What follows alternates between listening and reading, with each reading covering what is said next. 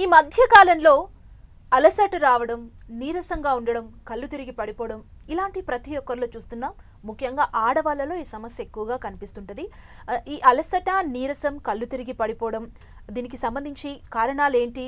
ఇలాంటి సమస్య ఉన్నవాళ్ళు ఎలాంటి జాగ్రత్తలు తీసుకోవాలి, ఎలాంటి చిట్కాలు తీసుకోవాలో తెలుసుకుందాం. మనతో పాటు ఉన్నారు డాక్టర్ కొండ పూర్ణ రాజేశ్వరి గారు ఉన్నారు. సీనియర్ ఆయుర్వేదిక్ డాక్టర్ 10 టీవీ స్టూడియోలో ఉన్నారు.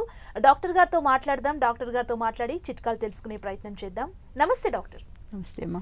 డాక్టర్, ఎక్కువ మంది కొంచెం స్ట్రెయిన్ అవ్వగానే డల్ అయిపోవడం, నీరసం, కొంతమంది అయితే ఏకంగా కళ్ళు తిరిగి పడిపోవడం, సో ఇలాంటి సమస్యలు ఎదుర్కొంటున్నారు. ముఖ్యంగా ఆడవాళ్ళలో ఎక్కువ చూస్తాం మనం. దీనికి ప్రధాన కారణాలు ఏంటి డాక్టర్? స్త్రీలలో ఎక్కువగానే మీరు చెప్పినట్టు ఎక్కువ మందిలో చూస్తూ ఉంటాయి. ఎప్పుడు చూస్తాం, ఇప్పుడని కాదు, ఎప్పుడు కూడా స్త్రీల్లో ఇవన్నీ ఉంటాయి. ముఖ్యమైనటువంటి కారణం ఏంటంటే స్త్రీల్లో కనపడని ఒత్తిడి ఎక్కువ ఉంటుంది, స్ట్రెస్ ఎక్కువ ఉంటుంది.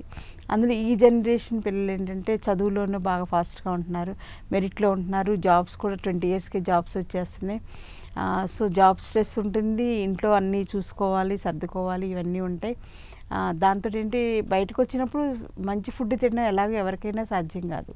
ఎందుకంటే ఆకలేసినప్పుడు ఏదో ఒకటి తినేసేయడం, బయట కనపడింది తినేయడం, టేస్టీగా కనపడుతూ ఉంటుంది, స్మెల్ అట్రాక్ట్గా ఉంటుంది, తినేయాలని ఇంకా ఆటోమేటిక్గా వెళ్ళిపోతారు.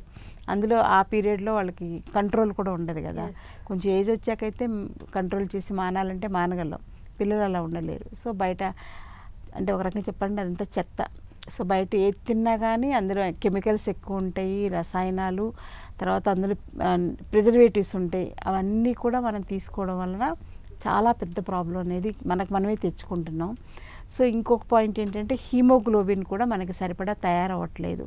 శరీరంలో హీమోగ్లోబిన్ బాగుంటే మనకి ఉత్సాహంగా ఉంటుంది, పనిచేయాలనే ఇది ఉంటుంది, ఒక రకమైన చామ్నెస్, స్పీడ్ అన్నీ ఉంటాయి. సో హీమోగ్లోబిన్ తగ్గిపోవడం అనేది ఎక్కువగా చూస్తున్నాం. అంటే ఎనీమియా అంటాం. ఎనీమియా అనేది చాలా ప్రాబ్లంగా ఉంది ఇప్పుడు సొసైటీలో.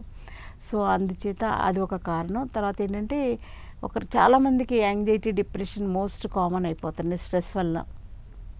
సో దానివల్ల కూడా వాళ్ళకి పని చేయాలన్నా కూడా ఏంట్లే చేసేది అని, రోజు ఇదేనా అని ఒక రకమైన నిర్లిప్తత కూడా వస్తుంది. అంటే ఉత్సాహం అనేది ఉండట్లేదు.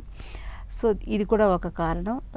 తర్వాత ఒక్కొక్కసారి హార్మోనల్ ఇంబ్యాలెన్స్ కూడా లేడీస్లో, చిన్నపిల్లల దగ్గర నుంచి హార్మోనల్ ఇంబ్యాలెన్స్. ఒక్కోసారి కొన్ని హార్మోన్స్ వలన హైపర్ యాక్టివ్గా ఉంటారు, కొన్ని హార్మోన్స్ వలన తగ్గిపోతుంటుంది.